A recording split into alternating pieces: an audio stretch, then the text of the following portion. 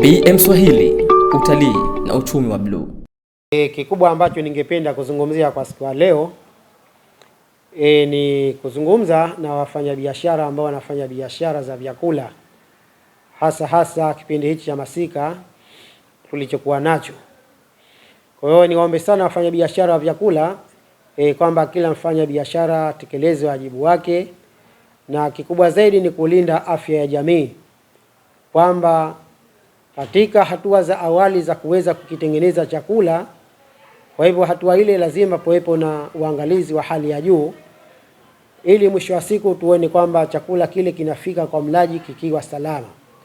Kwa hiyo niombe sana wafanyabiashara wa vyakula katika maeneo mbalimbali ndani ya manispaa yetu na maeneo mengine kulinda afya ya jamii katika hatua ya awali ya kukitengeneza chakula. Lakini jengine niseme kwamba wafanya biashara wa vyakula ambao hajachunguza na kupima afya zao, basi hili nalo tuweke mkazo.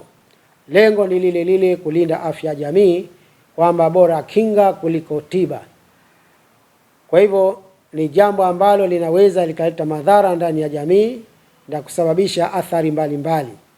Kwa hivyo nimeona ni vyema tukumbushane hili kwamba bora kinga kuliko tiba. Wafanya biashara kila mmoja atimize wajibu wake kulinda afya ya jamii, hasa katika kukiandaa chakula. Kwa hivyo ndugu wananchi, suala hili la utunzaji wa mazingira na usafi wa mazingira ni jukumu la kila mmoja wetu, sio tu kazi ya taasisi ya manispaa. Kila mmoja achukue wajibu wake ndani ya maeneo yetu kudumisha usafi wa mazingira. Lakini kikubwa zaidi, kila mmoja apambane na apinge vitendo vyote vya uharibifu na uchafuzi wa mazingira katika maeneo yetu.